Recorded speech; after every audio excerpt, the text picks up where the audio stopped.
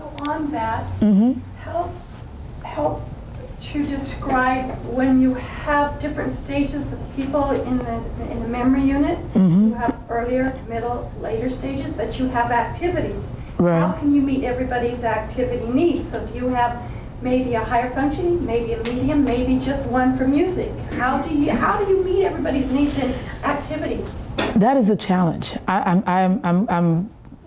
We are working on, especially with the new building coming, and having different activities for different residents, because what we notice is not everybody can do everything. Some of them are just going to be very quiet because they're at that stage where they no longer are very stimulated. You know, they may have their eyes closed all the time. And a lot of families have, you know, it's challenging to walk in and see them sleeping. But what I notice as well is, even after you do an activity, I've noticed the girls get up, they throw the ball, they're excited, everybody's going. And then they're done, and then they all go to sleep. And it's like, oh my goodness, it doesn't look good that they're sleeping, but I said, I just saw them. They just did it. But then they get tired. They kick the ball, they're excited, they love it, but then after, the TV is my enemy. I hate television because it's boring. It's not boring to you and I because we know what's going on, we can follow. To them, if your brain can't follow something, it just goes to sleep. Right? If I want to sleep and I can't sleep, I'll get a book that's very boring and I'll read it and I'll just go. It's the same thing with the TV. On the wall, that's not an activity. That's not a substitution for an activity because they can't follow it. If they can't follow something, they'll sleep. Getting back to your question, it's a challenge. What Life Enrichment is doing is getting them in section. For the music, for the entertainment, it seems to work for everybody. Some cannot actively participate. They're not active participants, but they observe. I noticed that. We have observers, we have active participants, and we have some who just don't want to do it. They don't. But the music, it's like, it brings everybody together. It takes them back to a time, even if they can't verbalize it, they all seem to enjoy the music. So that's not an issue per se. My issue is, like Marion mentioned, it was activities for different residents. What we notice is sometimes, even we're excited, we're throwing that ball, we're doing this puzzle, we're running around, we're painting, some just can't do it and they'll sleep. So what activities are doing is they're doing a quiet time with those residents where one of the activity members may sit in between 3 to 4 residents in a quiet area. We have a few areas in the memory care unit where we have like a fish tank and it's quiet there. They'll sit there and just read a poem and just listen to music and speak. And we have one of the activity ladies that's very soft-spoken, so that works. And it's actually a good thing. And we're all thinking, I want them up and going and about and going. But it's actually good to relax. And what I tell the families is, you don't want them to go, go, go, go, go all the time, because they can't. You can want it, we can try, but it doesn't work because they need more rest than we do. They get more tired, they're older, you know, their weight is not the best, they're sometimes not getting the best nutrition because they're not eating. So they tend to get very tired very easily. And depending on what's going on with them, not just the dementia, that's where the whole picture comes in. You gotta look at somebody and say, okay, if they have pneumonia or they have chronic, you know, lung infections, chronic whatever, we know they're gonna be very tired. So they're not gonna be overly stimulated. So it's got to be individualized. And because we don't have, well, in the beginning, we used to try to have people that are on this level and this floor, but we only have 2 floors. That didn't work since there are 7 levels and they're all in between. So it didn't work to have people who were very alert and those who were very, you know, at that middle or end stage.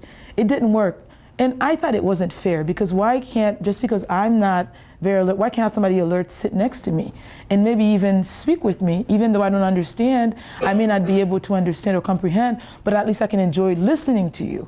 Because if we're all just in the same group and we're all just, you know, imagine if we were all the same people, how boring would it be, right?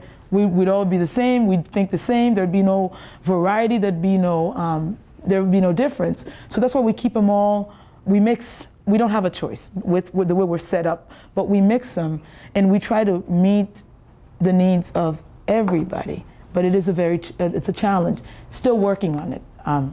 Debbie? Yeah. I have a question about your care plan meetings. For a long time, you were holding them for individuals, now they seem to have disappeared.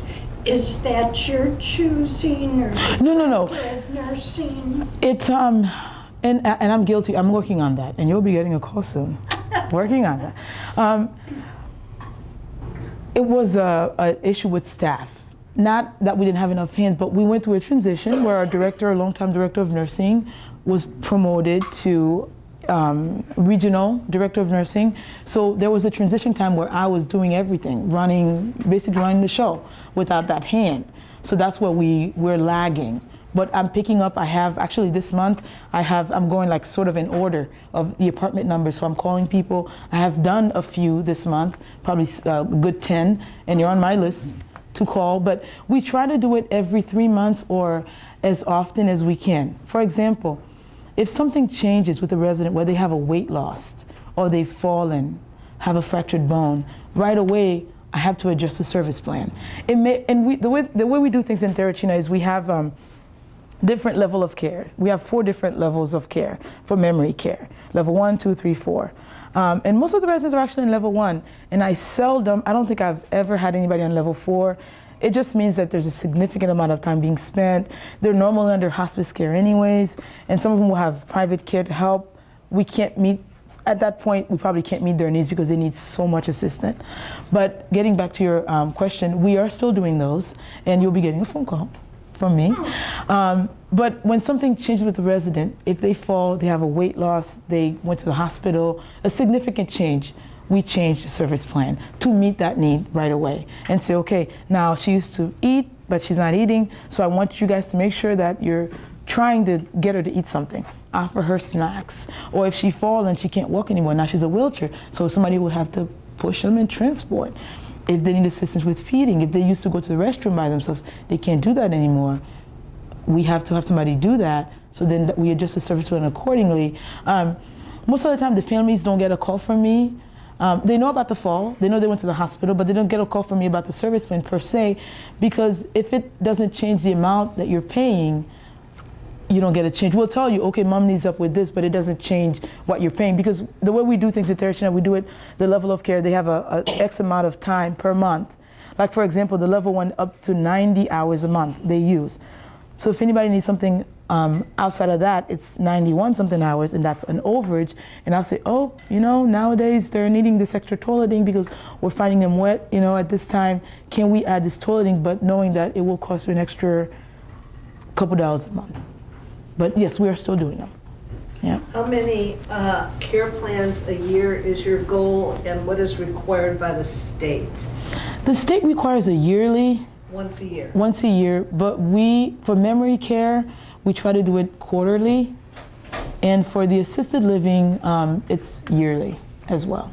Okay. Yeah. Yeah. And I'm sure you're open to special care plans anytime. Yes. From any family who asks. Absolutely, absolutely. Calls.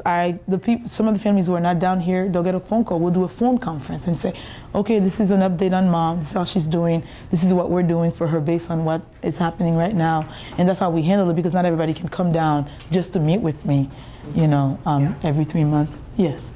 I don't understand what the 90 hours, care for 90 hours or cost for 90 hours. I don't understand. Okay, we have 4 different levels of care, and under each level allows you up to a certain amount per month, hours-wise, to use. We do things in 15-minute increments. For example, a toileting is a 15-minute increment. A shower is 30 because it takes longer. Laundry is 30. Getting up in the morning, getting ready for breakfast, that's 15 minutes. So if we're doing morning care, toileting, taking them to the meal, making sure everybody gets the meal, because in memory care, we don't assume that anybody does anything for themselves. We will encourage independence as much as we can. Instead of brushing somebody's teeth, we'll say, okay, here's your toothbrush. Now why don't you get the sides, get the top, brush your tongue. But if you start doing it for them, they'll just rely on you, and then they lose their independence. So we try to keep independent as much as possible. But the level of care, that's where it comes from, the amount of minutes that they're using on a monthly basis. So somebody keeps track of every one of those 15-minute The CNAs, yep, the CNAs we have a service, the service plan is individual for everybody, but we have a service minder that's printed every day, and it has every single resident, what you go, and I make it very personalized. After I get to know the residents, I go in and I'll retype and just, okay, this time do this. When you go in, some people you have to, you say, oh, hi, my name is so-and-so, because they like that. Some it's okay, you just say, good morning, Mr. Smith, I'm here to help you. And I make sure I write that in there. So it's individual, but it gets printed on a big minder. So everybody, the CNA that's in charge of the care for the day, they look at it and say, oh, at 8 o'clock, Mr. Smith has a shower. And I have to, I have to bring this and that, and that's how I do. And they go in there and help. But it's just to give him an idea of what to do for that resident specifically. So the minutes are planned ahead of time. Yeah, it's already. Because of the care they need. Right, right. And so they may or may not use 90 minutes, or they may use 100 minutes one month, but then that has to get adjusted. Right. If it's chronic. If it's chronic and it's over, I know everybody has a budget. I have a budget. I can't just, we all have a budget. So what I also do is look at the billing. Okay. So if I notice a resident is constantly over, by 10 hours, that's a big difference. A la carte, it's a big difference than it would be on a level. So if you're over by 5-6 hours, it may make sense if it's like $300, then the next level it's $500 more. It doesn't make sense to go to the next level because you're still under by 200. If it's more than that, then I'll say, oh, then it makes sense to go to the level 2 because you're paying 600 where you could have been paying 500. So that's the problem is, as a family member, it's a moving scale for price. Is there any talk about going all-inclusive for the new building? Yes, Thank yes. God. Yes, that's exactly what we're thinking, is going all-inclusive with the price. What if somebody has 24-hour-a-day private duty and your caregivers don't get involved? Why do they have to pay a level of care? In order for somebody to be in memory care, they have to have at least the level 1 memory care, because otherwise. Then should they expect services for that level 1? Absolutely. They should expect the 90 hours or the however many hours per month. Absolutely. I know you have a few, you used to have residents, and you still have one with private care. Yes, just because they have private care doesn't mean we're not going to do anything for them. They still have a service plan. It may not have all the toileting and all that stuff, but it's on there. If the private care needs assistance, we got to go in there and help. When they take their break, bring them out to the lounge. We keep an eye. We can take them to the bathroom, all that stuff. Absolutely. They're paying for it. Okay. Absolutely. Absolutely. Absolutely.